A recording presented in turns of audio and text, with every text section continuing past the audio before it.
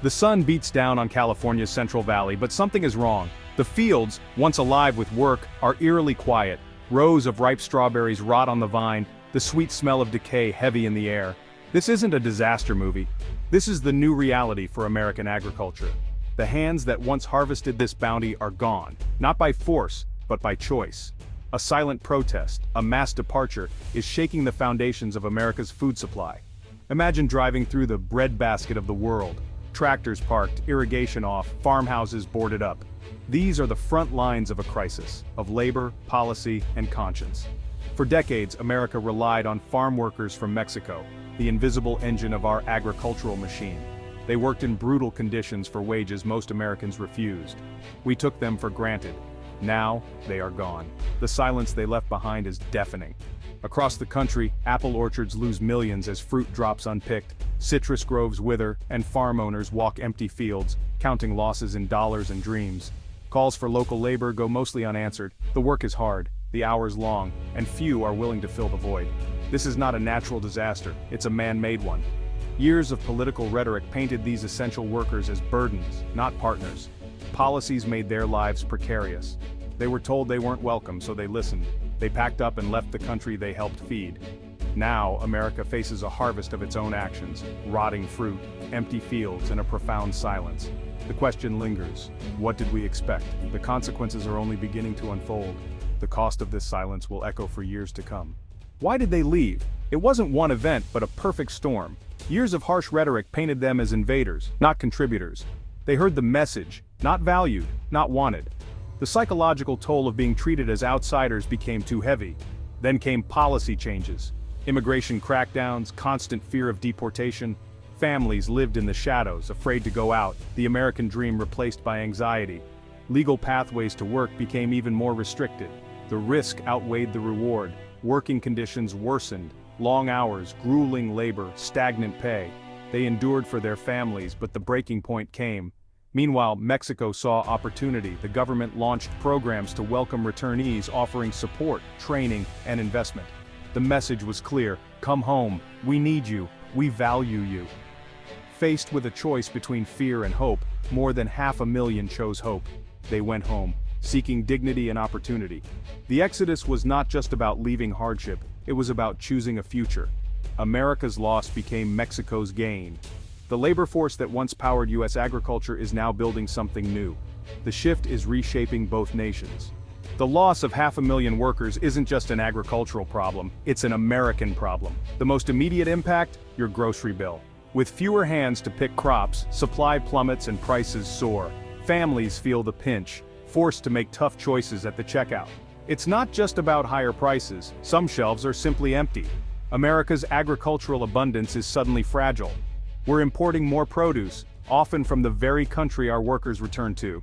The irony: we pushed them out, now we pay their new employers for the food we once grew. Beyond groceries, rural communities are collapsing. Farm workers weren't just laborers, they were residents, customers, parents. Their departure leaves small businesses struggling, schools shrinking, and main streets empty. The social fabric is tearing apart, vibrant multicultural life is fading. The economic engine has stalled, and the heart of these towns is broken. These towns are a stark reminder: an economy is about people, not just profits. Lose the people, lose everything. America is learning this lesson the hard way.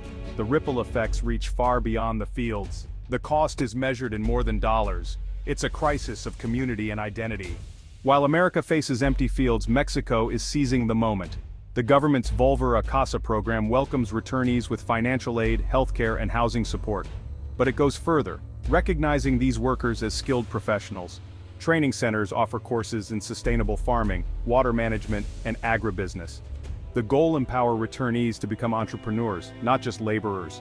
A multi-billion peso fund provides loans and grants for new farms and businesses. In the US, they could never own the land they worked. In Mexico, they're becoming owners. They're starting family farms, forming cooperatives, and launching businesses. The government sees them as a national asset, not a burden. Here, they're celebrated as heroes, building a more prosperous Mexico. This homecoming is fueled by pride and belief in their potential. Mexico isn't just welcoming them home, it's empowering them to thrive. A new agricultural economy is taking root. The contrast is stark. America's fields wither, while Mexico's bloom. U.S. farmers let fields go fallow or switch to mechanized crops, shrinking diversity and increasing dependence on imports.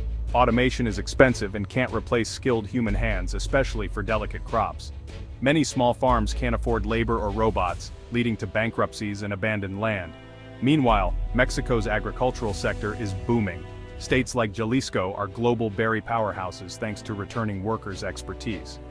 Cooperatives in Michoacán use sustainable practices to access international markets. The Sanchez family, once lettuce pickers in Arizona, now run a thriving hydroponic farm in Guanajuato. They employ dozens and plan to expand, a story repeated across Mexico. Innovation and entrepreneurship are fueling a renaissance. The knowledge that once powered America's harvest now drives Mexico's ascent. The shift is transforming both countries' futures. The lesson is clear: invest in people, and the rewards follow. Behind the numbers are human stories, families, dreams, and hard choices. For decades, farm work meant separation. Parents in the US, children in Mexico.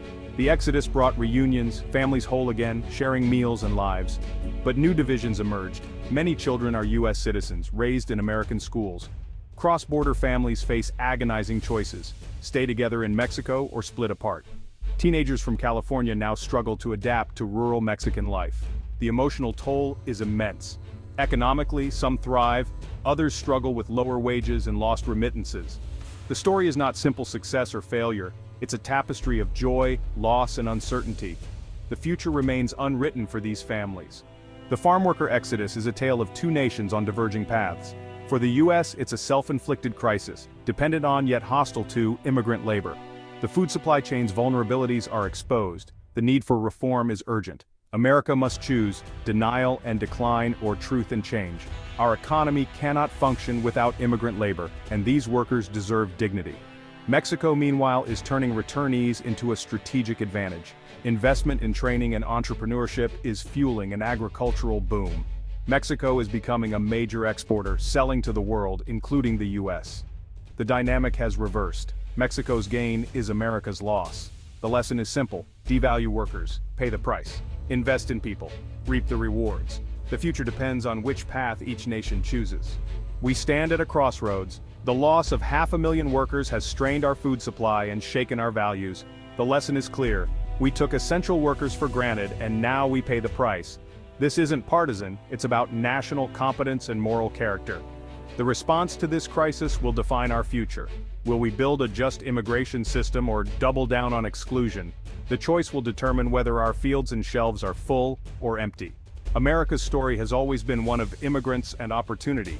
But if the exodus continues, what will be left of our farms, our communities, and our promise of abundance? The time to act is now, before the silence spreads further.